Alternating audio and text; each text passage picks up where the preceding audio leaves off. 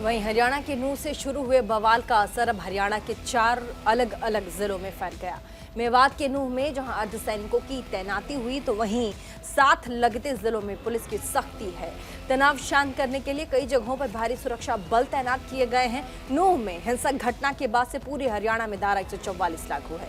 वहीं प्रदेश के मुख्यमंत्री मनोहर लाल ने प्रेस कॉन्फ्रेंस करके इस घटना पर एक बार फिर से प्रतिक्रिया जाहिर की है। कई ऐलान किए हैं और साथ ही मुख्यमंत्री ने कहा कि नूह हिंसा में पीड़ितों की मदद के लिए सरकार एक योजना चलाएगी ताकि समय से लोगों को इसका लाभ मिले। और इसी के साथ उन्होंने आगे कहा है कि हम सार्वजनिक संपत्ति के नुकसान के लिए प्रावधान करेंगे, लेकिन जहां तक निजी संपत्ति का सवाल होगा, जिन लोगों ने नुकसान पहुंचाया है वो इसकी भरपाई के लिए उत्तरदायी खुद होंगे। फिलहाल राज्य में कोई भी गैर कानूनी गतिविधि न हो, इसके लिए 20 अर्धसैनिक बलों को तैनात किया गया है।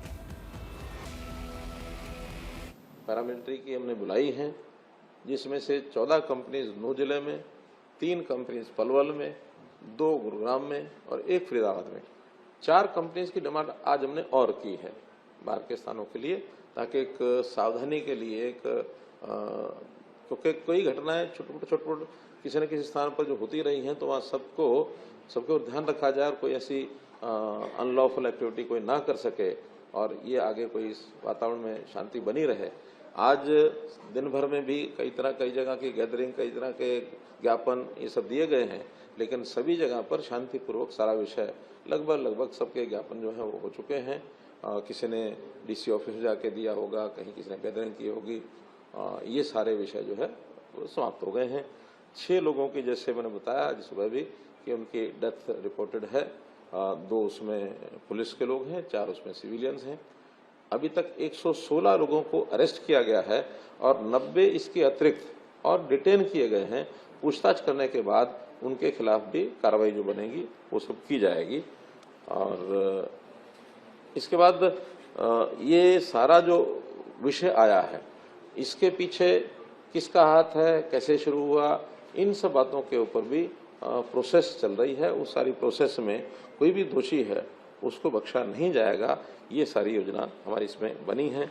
आगे के लिए कुछ चीज़ें हमने जो और तय की हैं, उसमें एक ये तय किया है कि एक IRB की बटालियन नूह जिले में ही स्थापित की जाएगी, बना लिया है। और उस एक्ट में ये पारित किया गया है कि कोई भी जो लॉस है, चाहे वो पब्लिक प्रॉपर्टी का होगा, चाहे किसी की प्राइवेट प्रॉपर्टी का होगा, ये ठीक है कि पब्लिक प्रॉपर्टी का तो सरकार ही सू करेगी, लेकिन प्राइवेट प्रॉपर्टी का उसको अपने आप सू करना पड़ता है।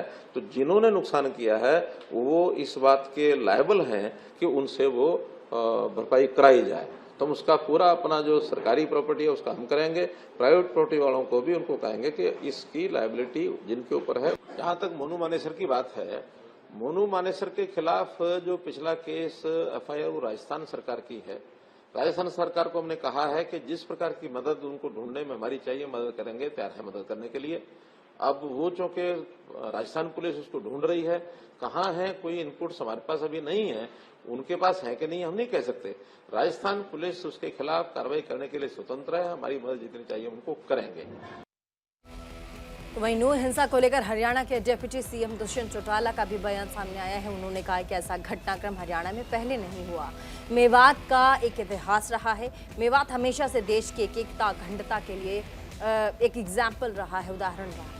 जो लोग इस घटना में शामिल हैं उन पर सख्त कार्यवाही की जाएगी। डिप्टी CM ने आगे कहा है कि इस घटना का आरोपी चाहे किसी भी पार्टी और समुदाय का हो, उसे बख्शा नहीं जाएगा। इसी के साथ डिप्टी CM ने आगे ये भी कहा कि यात्रा के आयोजकों की तरफ से हमें यात्रा में भीड़ जुटाने से संबंधित कोई भी जानकारी स्थानीय प्रशासन को नहीं दी गई थी। यादन हमें करनी थी, उसको पूरा टाइट कर दिया गया, क्योंकि जो आयोजक थे कल की यात्रा के, उनने भीड़ एस्टिमेशन का प्रॉपर ब्यौरा डिस्ट्रिक्ट प्रशासन को नहीं दिया।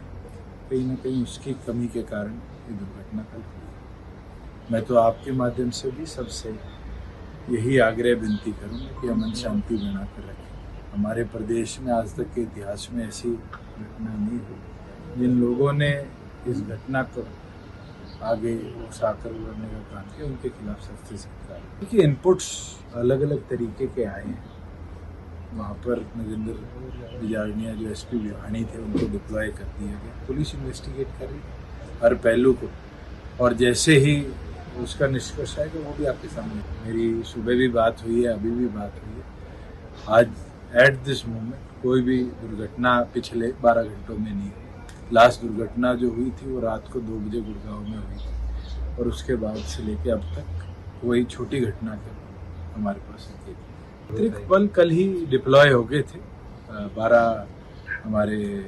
16 बल अलग अलग फोर्सेस के, आईटीबीपी के, सीआरपी के और बीएसएफ के डिप्लॉय हो गए। तो मुझे लगता है सफिशिएंट अब सिक्योरिटी अरेंजमेंट्स है कि जिसने भी किया है और जो भी इस पूरे घटनाक्रम के अंदर इन्वॉल्व है उनके खिलाफ सख्त कार्रवाई करी जाएगी, चाहे वो किसी भी पार्टी से जुड़ा व्यक्ति हो या किसी भी सामाजिक संस्था से जुड़ा व्यक्ति हो। जिसने एग्रीगेट किया है और डिजिटली उसका एविडेंस मिलता है तो जरूर उसको। कि मैं ये बोलता हूँ कि ऐसा घटनाक्रम आज तक हरियाणा के इतिहास में नहीं हुआ। जिन लोगों ने भी इसको एग्रीगेट किया है, चाहे वो किसी पॉलिटिकल पार्टी से भी संबंधित हो, उन सब के खिलाफ सख्त से सख्त। मेवात का जो इतिहास रहा है, ये इतिहास हमेशा प्रो इंडिपेंडेंस हो, प्री इंडिपेंडेंस हो या पोस्ट इंडिपेंडेंस हो, हमेशा इस देश की अखंडता और एकता के साथ रहा। और आज नहीं, जब मुगलों ने हिंदुस्तान पर अटैक किया था तो भी मेवात के लोगों ने उस समय के शासकों के साथ खड़ा होकर इस देश की आज़ादी की लड़ाई में काम किया। और पोस्ट इंडिपेंडेंस भी जब देश भर से पलायन चल रहा था तो महात्मा गांधी जी के आग्रह पे सब लोगों ने रुककर इस देश को और मजबूती से कैसे लड़ाया जाए योगदान दिया है। जिस व्यक्ति की अगर सोच इस तरह की है तो सोच का कुछ नहीं किया जा सकता।